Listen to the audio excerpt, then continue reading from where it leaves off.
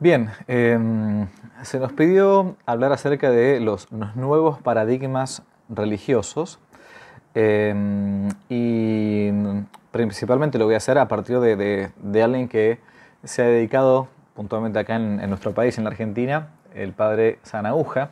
Se ha dedicado prácticamente toda su vida, ¿no?, aullando pobre como los lobos, ¿no? Por eso seguimos a su obra y también intentamos dar esta pequeña conferencia o conversación también en honor a él, a su memoria. El padre Sanahuja, por las dudas, los que no lo conocen, un sacerdote católico y una rara avis en los tiempos que corren, sobre todo, contra viento y marea, como decíamos antes, aullando casi como los lobos. En ningún momento cejó con esa picardía que tenía de zorro, ¿no?, más que de diablo, hablar como si fuera uno de los grandes males de nuestro tiempo, que él lo llamaba así, el mundialismo como religión. Al menos al menos en lengua hispana, en nuestro país, al quien le he escuchado por primera vez este tema, ¿no? Porque lo que uno ya sabe, y vale la pena siempre recordarlo, él lo decía, pero es una verdad conocida, que cuando el hombre no se religa con Dios, se religa con otra cosa, o con el hombre, o con la naturaleza, porque no hay otra y no hay vuelta que darles, ¿no? Al caerse de Dios, como decía San Agustín, caído de Dios, caído de ti mismo.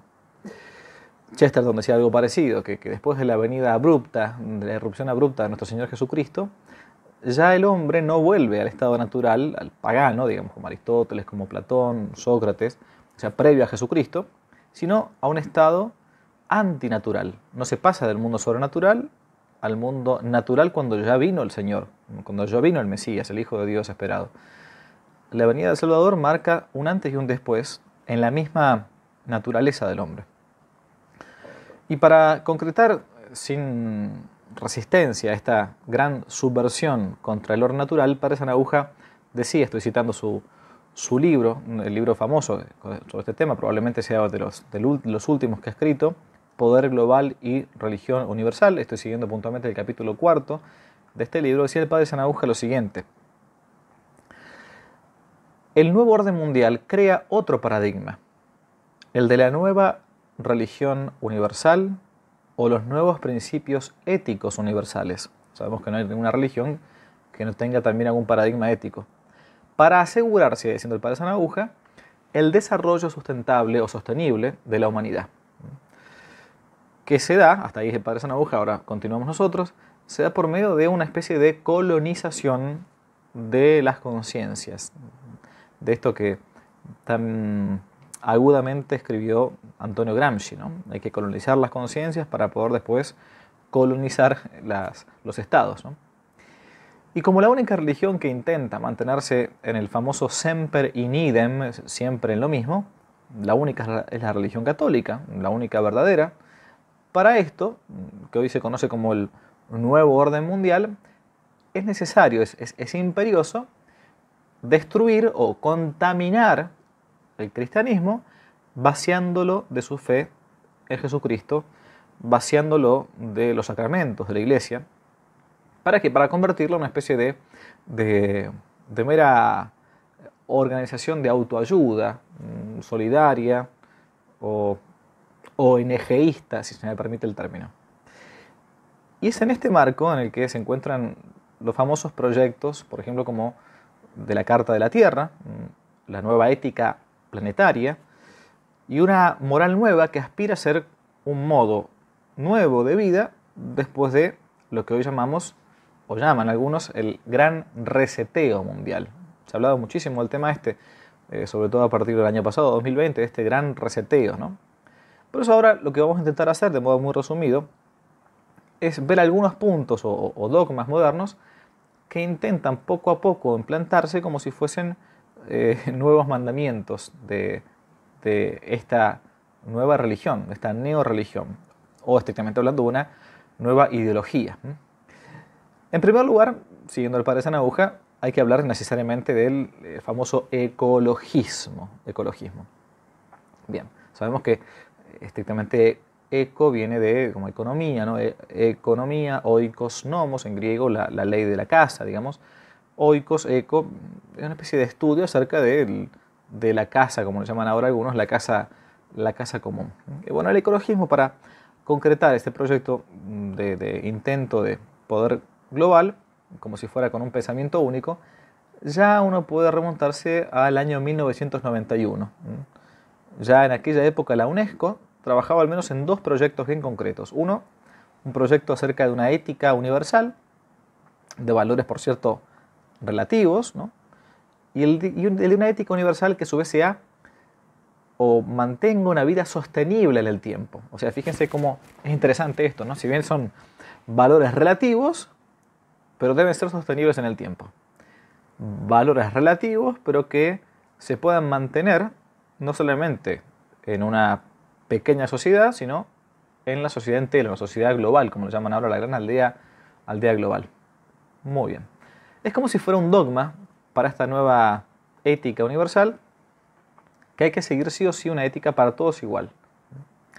Que por cierto no es la ética natural, como decíamos antes con Chesterton. Bueno, buenísimo, llegamos entonces a la ética de Aristóteles, o la ética de un Cicerón, ¿no? No, por cierto, es una ética que se nos impone desde arriba, sin que uno pueda chistar, y que posee sus mandamientos, sus sacramentos, sus dogmas, ¿no? Y que si uno los contradice se convierte en una especie de hereje moderno. Bien, así decía por ejemplo la UNESCO ya por aquella época, cito: los recursos disponibles y el espacio de tierra son limitados. Punto. O sea, es un dogma de fe, así como al principio Dios creó el cielo y la tierra, ¿no? Dios los hizo varón y mujer. Es un dogma de fe, no se puede hoy discutir que todo recurso disponible y el espacio de la tierra es limitado. Y plantean estos personajes que el factor demográfico es la única causa de deterioro ambiental en los países subdesarrollados. Es decir, vamos poquito a poco metiéndonos en el tema. Una de las cosas principales para esta nueva religión universal es que es importante el control de la demografía. Si alguno de ustedes alguna vez escuchó hablar por ejemplo, del plan Kissinger allá por la década del 70, ya se venía planteando este tema. Los países subdesarrollados no pueden tener muchos hijos porque son un peligro potencial para el mundo entero. Bien. Esto es un dogma entonces de fe. Sí o sí, el factor demográfico es un tema a mantener a raya, digamos, ¿no? Porque los recursos disponibles y el espacio de la tierra son limitados. Bien, muy bien. Es decir, a cualquier precio es necesario como evitar que los pobres, que como un dogma de fe también de vuelta, serán mayoría siempre en el futuro, vayan a dañar los ecosistemas del mundo. Y esta nueva religión, con sus nuevos dogmas, que dice cuidar la tierra, debe tener siempre en cuenta entonces que un alto crecimiento demográfico de un país pobre no vaya a crear un flujo migratorio hacia países con mejor nivel de vida o mejor nivel de desarrollo, o sea, que no tienen naturalmente la capacidad en los países menos desarrollados. Por ejemplo, dado que, cito un texto de la UNESCO en 10 problemas prospectivos de población, cito, dice la UNESCO: dado que la decisión de tener una familia grande o pequeña tiene consecuencias en toda la sociedad nacional e internacional, es imperativo moral, casi como Kant acá, ¿no? Es imperativo moral de los estados fomentar la familia pequeña. Fin de la cita. Por lo tanto, tenemos una especie de mandamiento que nos plantea esta nueva religión universal de la UNESCO, entre otras organizaciones, que la familia debe ser pequeña, no puede ser grande. Si usted tiene ganas de tener más hijos, bueno, lo lamento mucho, paciencia. La misma UNESCO va a ser coautora de un texto llamado así: los principios para vivir de modo sostenible, según los cuales, dicen ellos, va a ser necesaria una elaboración de un nuevo código ético universal, que va a tener que construirse y va a tener que evolucionar, no a partir de de vuelta del orden natural, del sentido común, sino a partir del diálogo y del consenso. Diálogo de consenso entre autoridades religiosas, entre pensadores, entre dirigentes civiles, entre grupos de ciudadanos. Y de este modo entonces se van a ir conformando leyes nacionales e internacionales que van a ir poco a poco incorporándose como en el código de ética social, universal, de este nuevo mundo. Por ejemplo, vamos a título de ejemplo, una de las bases de estos principios, cito, es que se debe lograr el equilibrio entre la capacidad de carga de la Tierra y el volumen de la población y los estilos de vida de cada individuo. Sigue diciendo, los individuos para poder adoptar esta ética de vida sostenible en el tiempo deben reconsiderar sus valores y modificar sus propios comportamientos. Si usted tiene valor cristiano, pongámosle, bueno, entonces habrá que pensar que ciertas cosas no van con el mundo moderno, no van con el estilo de vida que esta nueva religión que se desea imponer nos quiere mostrar, nos quiere brindar. Sigue diciendo este texto, la sociedad debe promover los valores que estén en consonancia con la ética de vida sostenible y desalentar a aquellos que sean incompatibles con ella. Fin de la cita. Por lo tanto, la maternidad y la paternidad dejan desde ese momento de ser decisiones personales para convertirse en un tema político. Bueno, es verdad, Maurras decía, ¿no? Aquel gran pensador y político francés, ¿no? Politique d'abord, ante todo política, claro, porque la moral se inserta dentro de lo que Aristóteles llamaba o la política, mejor dicho, se inserta dentro de lo que llamaba Aristóteles la gran moral. Es imposible que una decisión, digamos, moral no tenga de algún modo una influencia en la polis civil, en la polis religiosa, en la polis pequeña o grande, no importa. Pero que me impongan como si fuera un valor nuevo, universal, religioso, un modo de pensar y que yo tenga que decir amén, bueno, es un tema que pasa de ser una cuestión puramente política a ser una cuestión religiosa o dogmática. Como todas las naciones se van a ver afectadas si no se alcanza esta sustentabilidad mundial que aseguraría el futuro de la humanidad, cada estado, cada país, cada nación tendrá que ir poco a poco imponiendo esta ética del cuidado y velar para que, naturalmente, la adopten los individuos que viven dentro de sus propias fronteras. Yo, por las dudas, esto que estoy haciendo, estoy siguiendo el libro del padre Sanahuja, que, como ustedes saben, ha fallecido hace no mucho tiempo, pero ha fallecido antes de todo esto que hemos vivido el año 2020 y que seguimos viviendo el año 2021. Yo no quiero mencionar acá ninguna cosa específica, no sea cosa que después los videos se terminen borrando de modo tolerantemente en YouTube. Pero, reitero, el padre Sanahuja hablaba de estos temas antes de lo que sucedió y está sucediendo entre 2020 y 2021.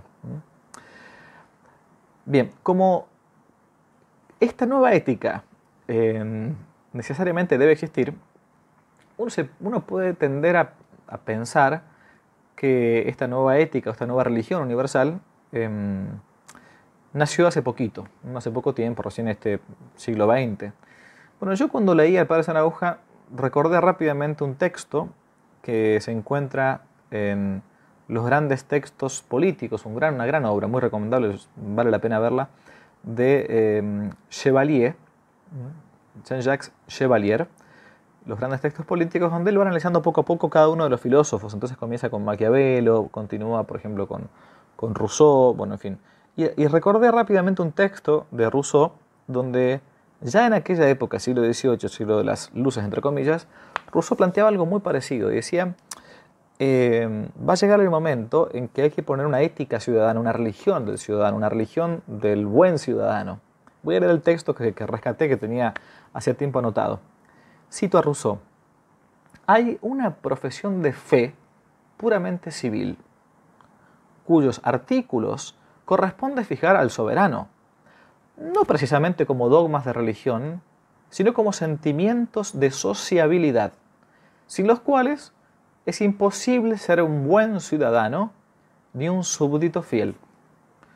Sin poder obligar a nadie a creerlos, nadie puede pedir el asentimiento interno, ¿no?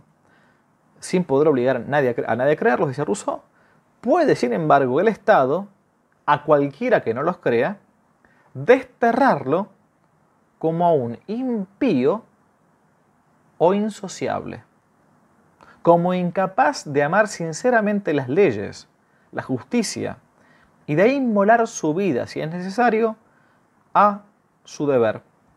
Y termina diciendo Rousseau, si alguien, después de haber reconocido públicamente estos mismos dogmas, se conduce como no creyéndolos, sea castigado de muerte, ha cometido el mayor de los crímenes. Hasta acá Rousseau. Y uno pensaba, ¿no? Bueno, nos encontramos dentro de un paradigma político, por ejemplo, de la tolerancia a lo que dé lugar. Nadie puede decir que no es tolerante porque si no lo meten preso o lo ven como políticamente incorrecto. Nos encontramos dentro del paradigma de la democracia, no solamente como forma de gobierno, espuria, por cierto, sino como ideología. Por lo tanto, si uno dice que yo reconozco todo eso, pero que después me muestro de modo distinto a eso, y entonces debo ser tratado como el más infiel, como el más impío de los hombres. Esto es el planteo de Rousseau, reiteramos, siglo XVIII, 1700. Rousseau no va, ni va a ver la Revolución Francesa, aunque sus textos la van a preparar. Claro que esto que veníamos diciendo antes no tiene nada que ver con la preocupación legítima, por cierto, de la tierra, de los recursos naturales, del medio ambiente, como se le llama, que por cierto es parte de la doctrina católica sana y que se expresa incluso en varios documentos, solicitud de Rei Socialis, Centesimus Annus. Pero esto no tiene nada que ver con el paradigma ecologista de esta nueva ética o esta nueva religión, universal por cierto, en la que se van como entrelazando, por un lado, la supuesta tolerancia para todos, por otro, el relativismo moral, y a su vez el sincretismo religioso y hasta una especie de panteísmo, como enseguida vamos a ver. Y uno de vuelta, ¿no? Se vuelve atrás hacia la historia, ¿no? Y uno se vuelve a ver los primeros cristianos, los primeros siglos. ¿Por qué eran perseguidos por el Imperio Romano? ¿Eran perseguidos porque creían en Jesucristo? No. No, si el Imperio Romano respetaba todas las religiones, mientras no hicieran problema, eran tolerantes. Tenían un templo en Roma, el famoso Panteón, todavía se puede ver en Roma, donde ponían los dioses de los países conquistados. No había problema, era bien, entre comillas, tolerante. Había solamente una cosa que Roma no toleraba.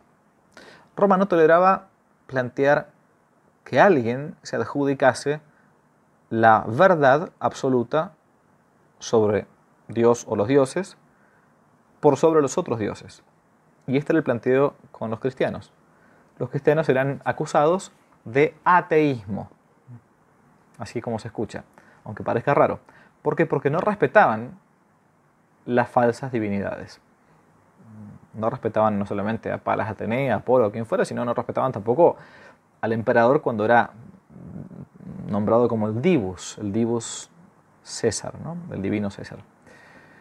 Bien, y este disfraz, volviendo a la actualidad de este espiritualismo ecologista, va a permitir que algunos, o al menos va a hacer que algunos cristianos de avanzada, o judíos de avanzada, o de cualquier religión que a uno se le ocurra, comiencen una especie de diálogo interreligioso en base a esta cuestión común del medio ambiente, intentando imponer una especie de dogma de esta nueva religión sincrética universal de el famoso cuidado del medio ambiente.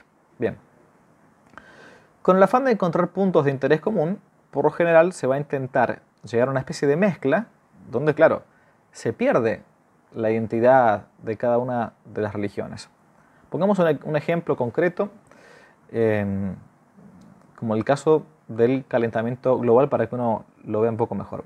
Por ejemplo, en diciembre del año 2008, se conoció un texto titulado así, un reporte minoritario del Senado de Estados Unidos sobre el calentamiento global originado por el hombre. Un reporte minoritario del Senado de Estados Unidos, año 2008, en el que 650 científicos rebatían las tesis del grupo intergubernamental de expertos sobre el cambio climático y el famoso ex vicepresidente de Estados Unidos, Al Gore, que seguramente muchos recordarán, apoyadas por solo 52 autores, al servicio de la ONU por las dudas, y aquellos que formaban partes de diseñadores de políticas para el medio ambiente. Al Gore, seguramente los más grandes se van a acordar, desde principios de la década del 90, yo me acuerdo cuando uno viajaba en avión o en un bus, en los colectivos, nos pasaban los programas de Al Gore explicando por qué, o antes de las películas, en el cine, por qué hay que cuidar el medio ambiente, que tengan cuidado con los aerosoles, con los desodorantes. Todavía me acuerdo de esas historias.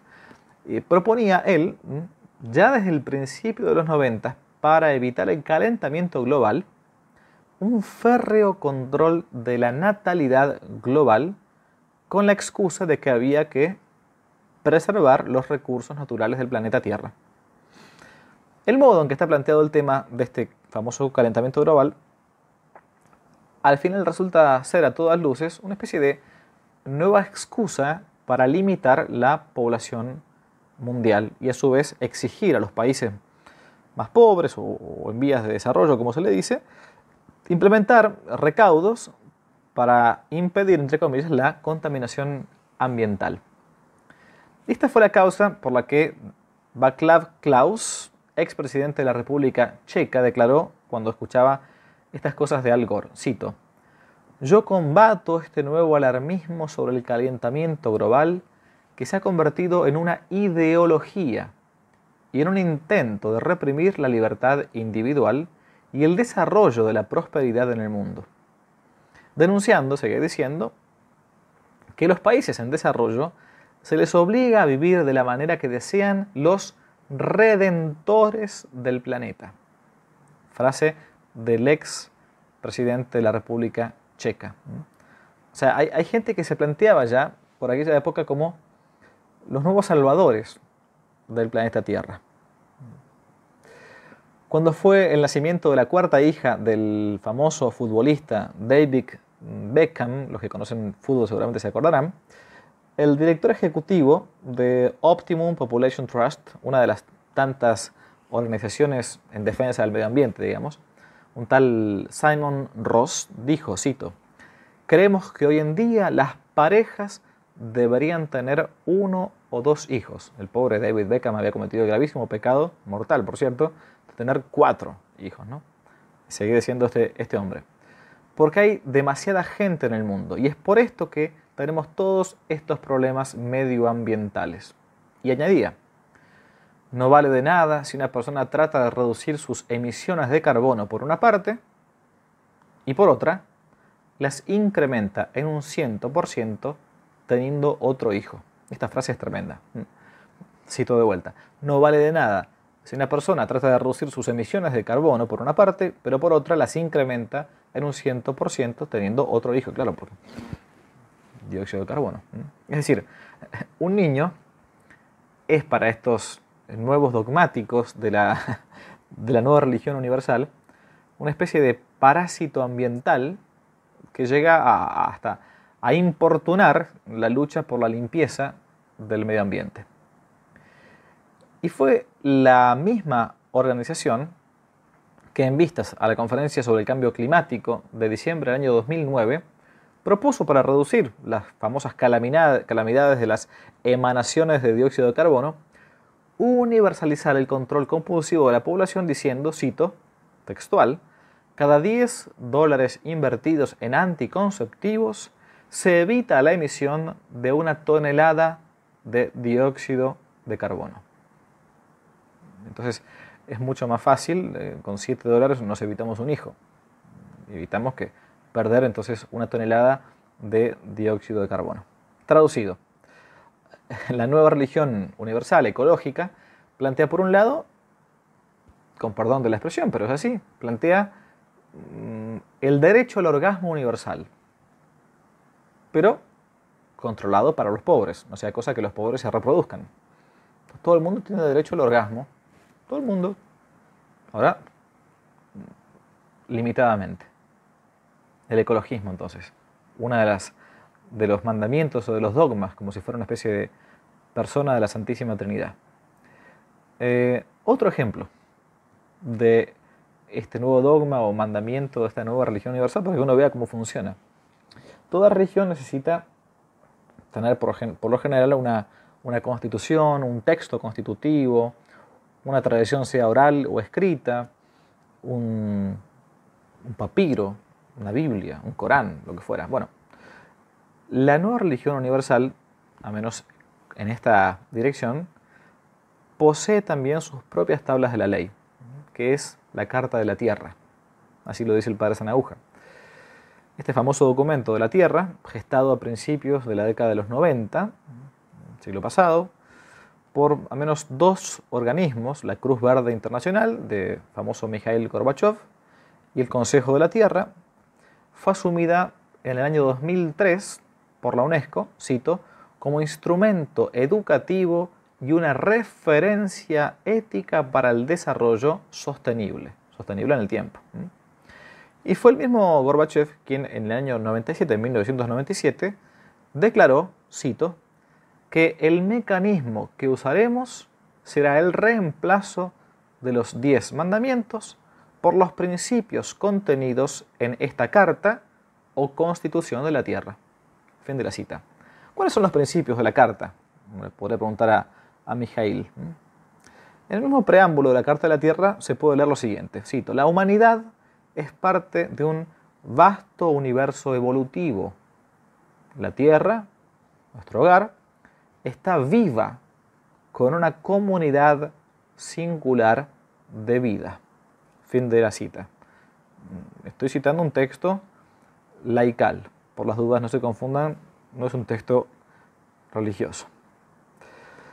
Los claros postulados agnósticos y hasta panteístas de la Carta de la Tierra intentan ser como una especie de base de esta nueva sociedad civil de la que hablaba antes con Rousseau.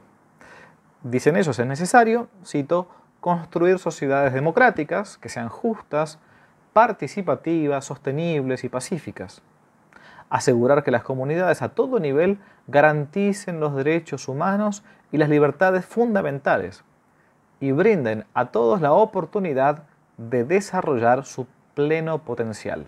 Claro, todo esto es letra muerta, porque si uno se pone a ver después en la práctica, y acá el ejemplo concreto lo hemos visto, o lo estamos viendo ahora, desde el año pasado, 2020, ahora 2021, que nadie de nosotros tiene una participación, que no siempre se garantizan los derechos famosos, estos derechos humanos, o las libertades fundamentales.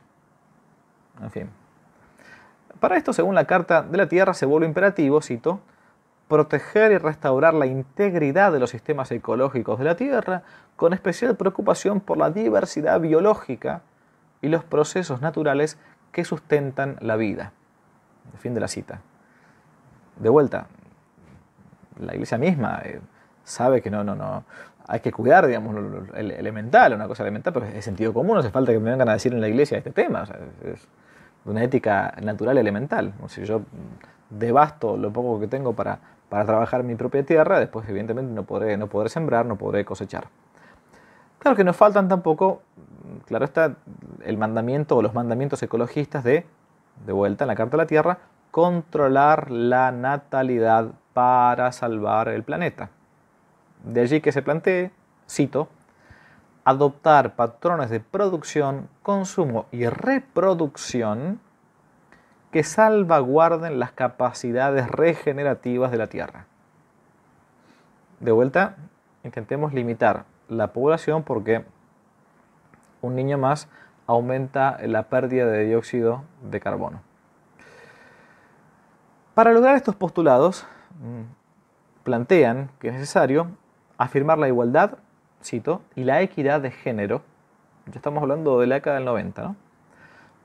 Como especie de prerequisitos para el desarrollo sostenible y asegurar el acceso universal a la educación, el cuidado de la salud y la oportunidad económica.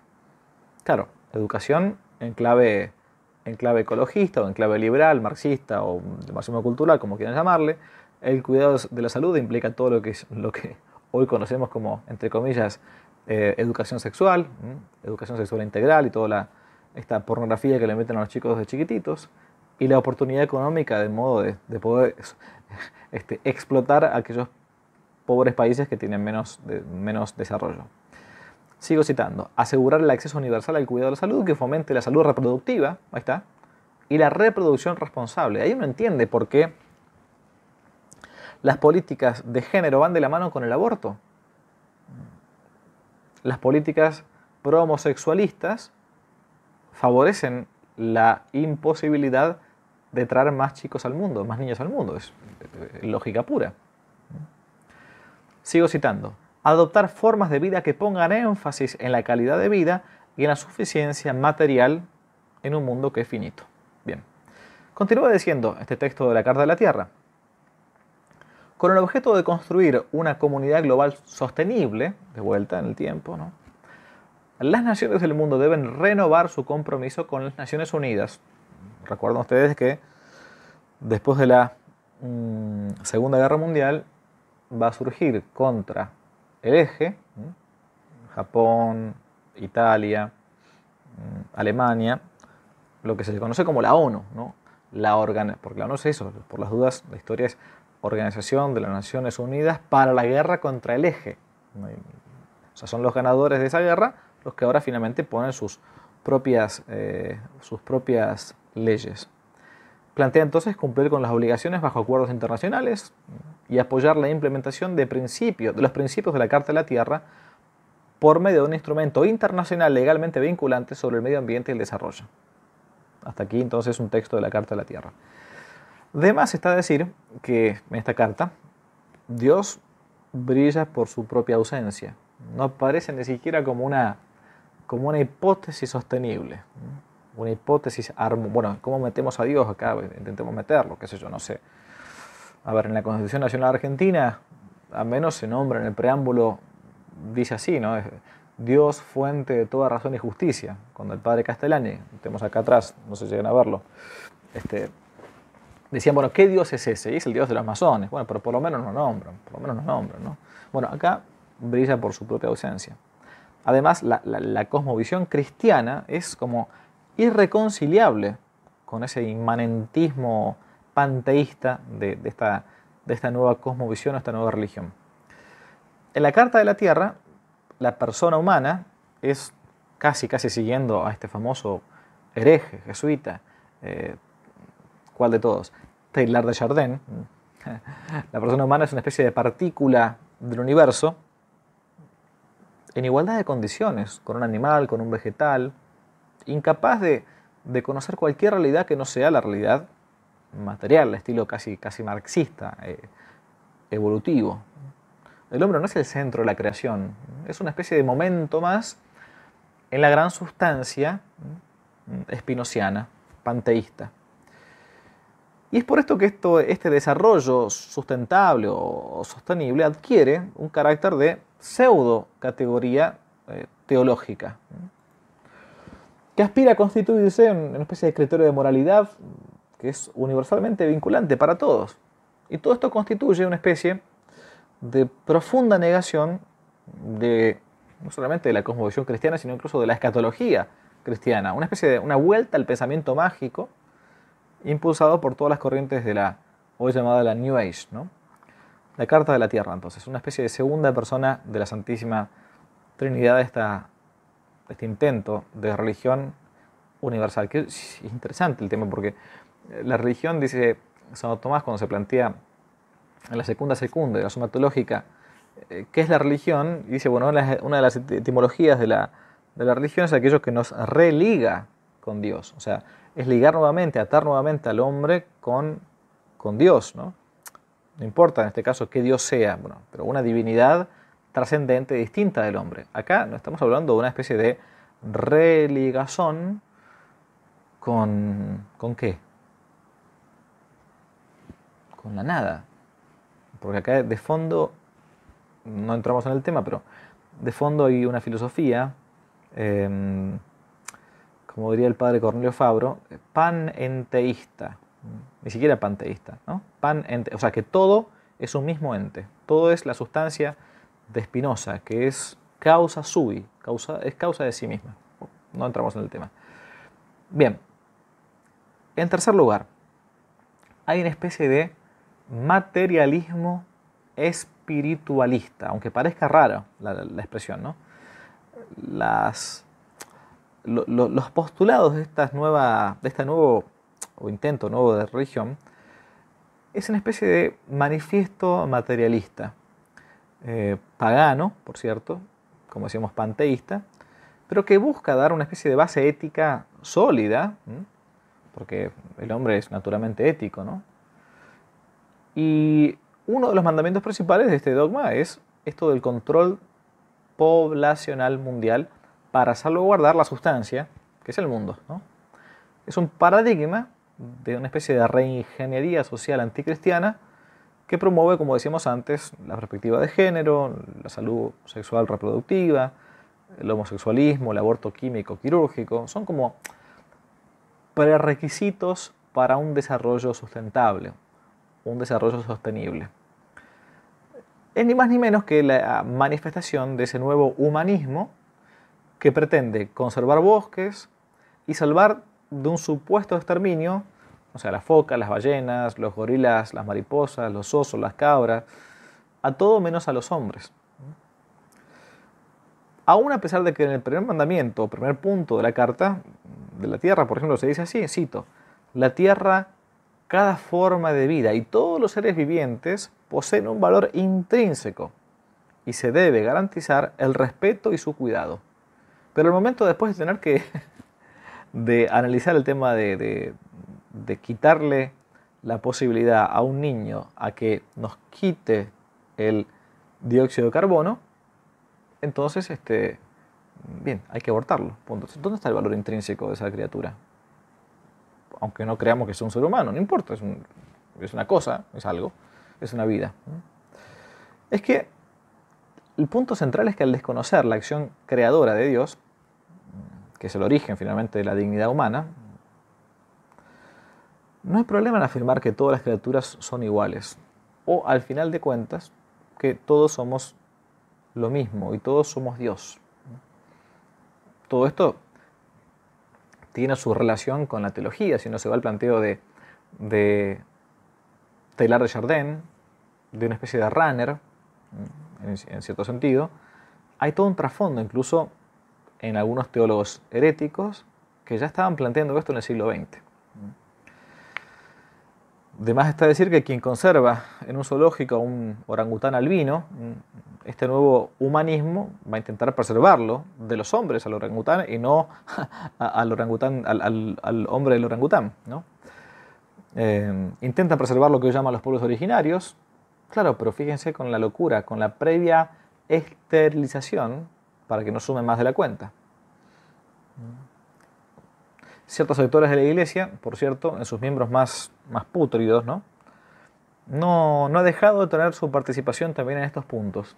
Por ejemplo, en España, en el año 2007, se reunió el tercer Parlamento de las Religiones, con la presencia, entre otros, del inefable y famosísimo hereje, apóstata, ex sacerdote, Leonardo Boff. Entre ellos también estaban directivos de la Asociación de Teólogos Juan XXIII, una asociación de apóstatas también de la Iglesia Católica que mantienen vínculos con asociaciones de curas casados, entre comillas, asociaciones de homosexuales cristianos, de sacerdotes homosexuales, o mejor dicho, de homosexuales sacerdotes, de católicas por el derecho a decidir, famosos, y algunos grupos apartados de la fe católica, como por ejemplo Cristianos por el Socialismo o Somos Iglesia. Y solamente para ver el nivel de delirio de estos personajes, que por cierto son usados ellos como preservativos, ¿no? Por el nuevo orden mundial. ¿Y por qué digo como preservativos? Porque no saben lo que están haciendo, no gozan con el acto y finalmente son descartados. Es lo propio de un preservativo. Vamos a ver un par de palabras de lo que decía Leonardo Boff ante la Asamblea General de las Naciones Unidas en el año 2009. Cito: Desde la más alta ancestralidad, vas a saber qué significa, las culturas y las religiones testimonian la creencia de la tierra como Gran Madre, Inanna, Terra Mater, Magna Mater y Pachamama. Sigue diciendo Boff. Los pueblos originarios de ayer y de hoy tenían y tienen clara conciencia de que la tierra es generadora de todos los vivientes. O sea, venimos de la tierra. Solamente un ser vivo puede producir vida en sus más diferentes formas. La tierra es, pues, la madre universal. Sigue diciendo, no es que sobre la tierra haya vida. La tierra misma está viva y es llamada Gaia, la diosa griega para la tierra viviente. Fin de la cita. Los delirios panteístas de Boff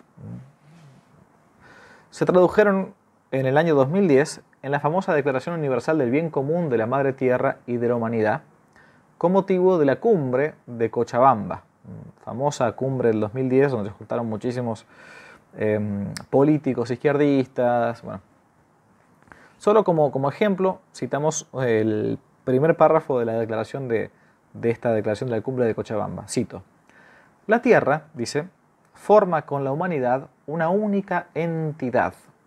Es decir, panteísmo liso y llano. Si yo y la Tierra somos lo mismo, hay una especie de panteísmo, panenteísmo, somos todo lo mismo, la misma sustancia spinoziana. Compleja y sagrada, sigue diciendo. La Tierra es viva y se comporta como un único sistema autorregulado. Existe un lazo de parentesco entre todos los seres vivos. Todo está conectado. Porque todos son portadores del mismo código genético. O sea, yo tengo el código genético de una oruga. De base que funda la unidad sagrada de la vida en sus múltiples formas. De vuelta, la misma sustancia que va tomando formas distintas, como si fuera la especie de el absoluto hegeliano, ¿no? Bien, hasta acá la cita. Para los católicos, entre comillas, ¿no? que participaron de este tipo de circos, es necesario, como decía Boff, o va a decir Boff en el año 2012, llevar el cristianismo, cito, más allá de los márgenes estrechos del catolicismo actual, porque podrá sobrevivir si se reformula, hoy decimos ¿cómo se dice? Nos recreamos, nos reinventamos, y entra en armonía con la Madre Tierra. Esto decía Boff. 2012, por las dudas.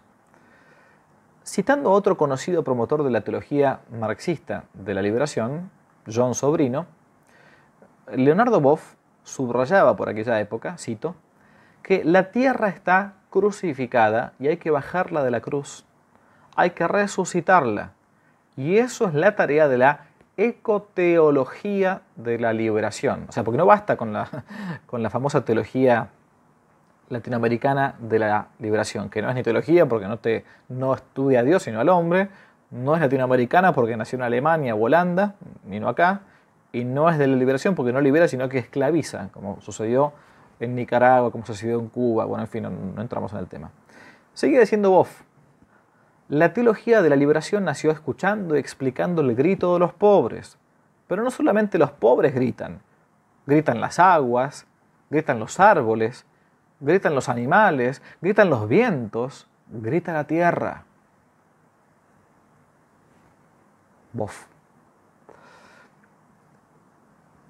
Sin saber realmente de qué hierbas fuma Leonardo Boff, y casi llegando hasta la alucinación, seguía diciendo esto, cito, este organismo que llamamos tierra y del que somos parte, puede en cualquier momento expulsarnos como si fuésemos células cancerígenas, pues el universo es autoconsciente, tiene propósito, y la Tierra ha comenzado a pensar, a sentir y a amar.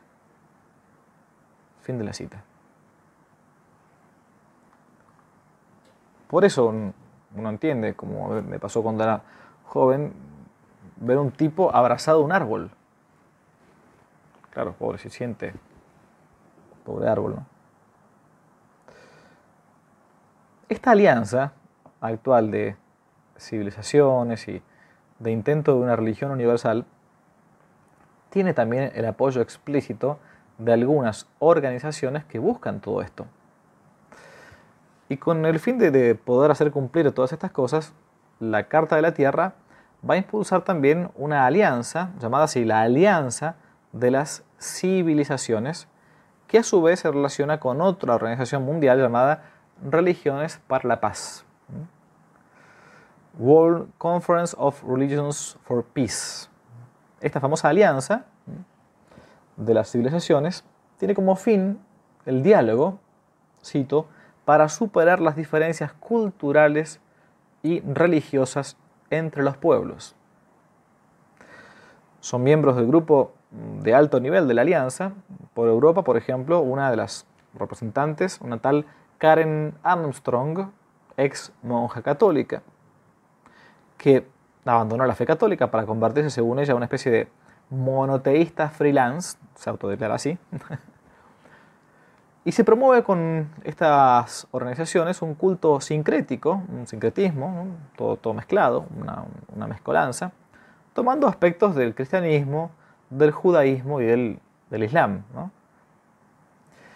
Desde su origen, la iniciativa de estos movimientos, como también la de la Carta de la Tierra, tienen como otros proyectos éticos del nuevo orden un origen marcadamente masón.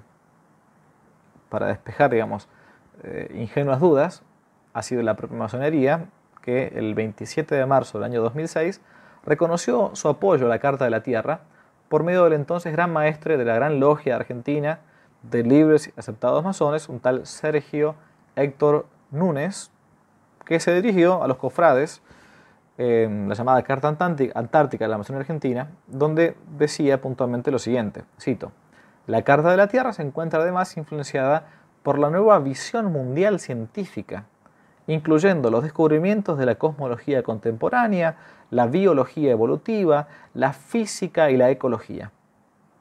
Se inspira en la sabiduría de las religiones del mundo y las tradiciones filosóficas ancestrales. Además, refleja el pensamiento de los grupos y organizaciones vinculados con la defensa de los derechos humanos, la igualdad de género, la sociedad civil, el desarme y la paz. Y es por esto, terminaba diciendo este masón, que nuestra orden ha suscrito el tratado. Los dogmas entonces de esta gran religión universal. Por último, todo esto va hacia lo que se conoce hoy por hoy como una especie de ética planetaria. Ya se viene hablando del tema este hace muchísimo tiempo.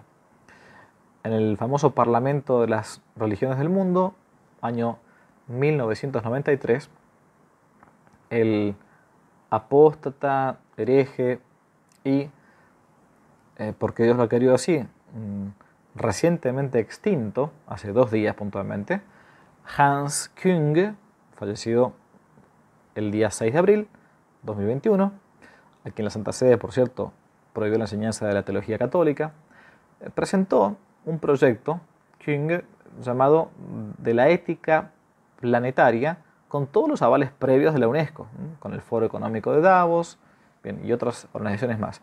Hans Küng se convirtió así como en una de las cabezas visibles, en el mundo católico por lo menos, católico entre comillas, del proceso para imponer esta nueva ética cósmica, y enunciada casi al estilo de la masonería, compuesta por una mezcla de gnosis, de expresiones de buenos deseos y una alienante espiritualidad New Age. Esta ética planetaria, según el mismo Hans Küng, cito, decía, es una síntesis superadora de todas las religiones del mundo.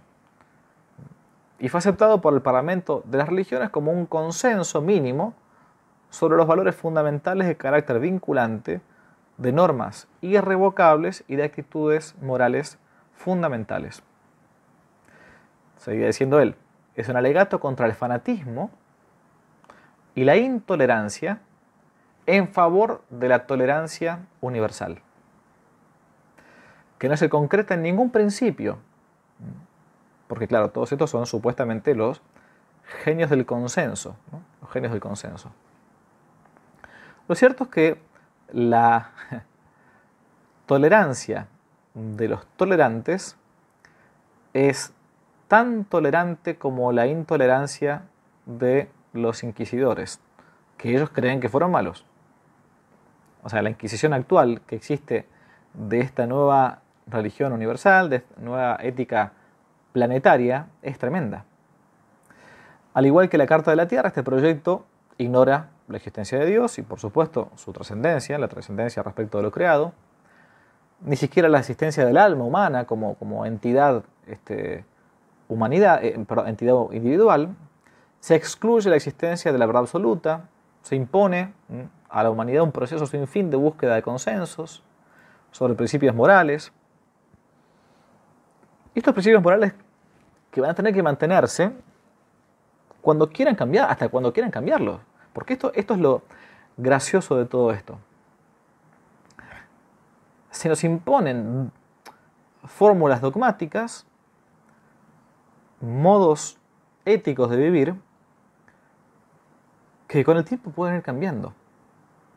Pero no van cambiando ni siquiera según el código estipulado del consenso, del lobby. Bueno, nos ponemos de acuerdo a ver qué podemos cambiar. Estamos de acuerdo hoy con el aborto, fenómeno, hagamos el aborto. Estamos de acuerdo hoy con el tema de la ideología de género, fenómeno, muy bien, adelante. Pero mañana pongámosle que hay una cosmovisión nueva, distinta.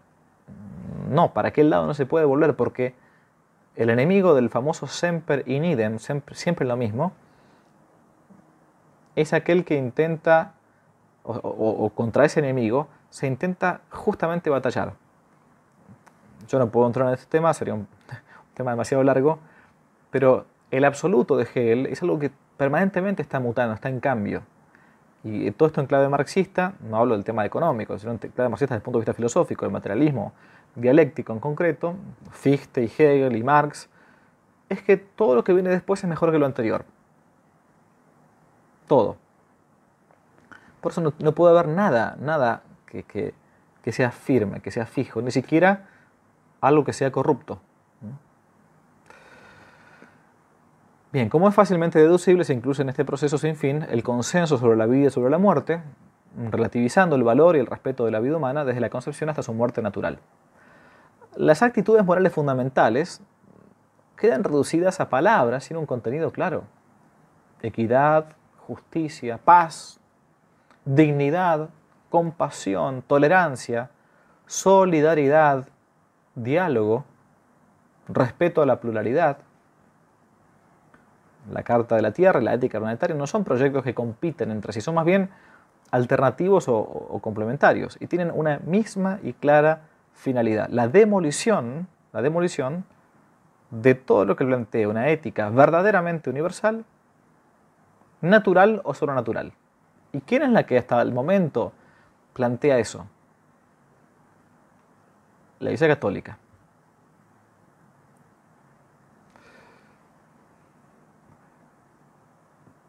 Tiene la misma finalidad: demoler la Iglesia Católica o infiltrarla, construyendo desde adentro algo distinto, una caricatura al servicio del nuevo orden mundial.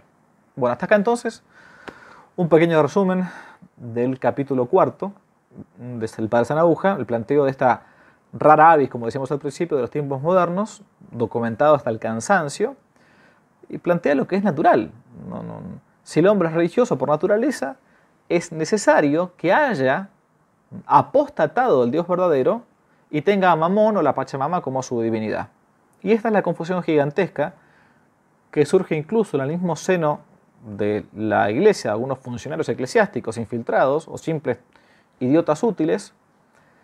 Es lo que en muchos lugares hoy estamos viviendo como parte de esta confusión general o esta nueva tempestad de la que hablaba en su momento el Papa Benedicto XVI. Bueno, a ver hasta entonces lo que en una hora brevemente pude decir respecto de lo que se me había pedido acerca de la nueva religión universal. Muchas gracias. Si le gustó el video, no olvide darle me gusta, suscribirse, activar la campanita y comentar. Para nuevos temas pueden dejarlo aquí abajo como sugerencia en los comentarios. Y también pueden seguirnos en nuestro sitio web donde tocamos temas de actualidad, de apologética y de formación. Dios los bendiga, que no te la cuenten.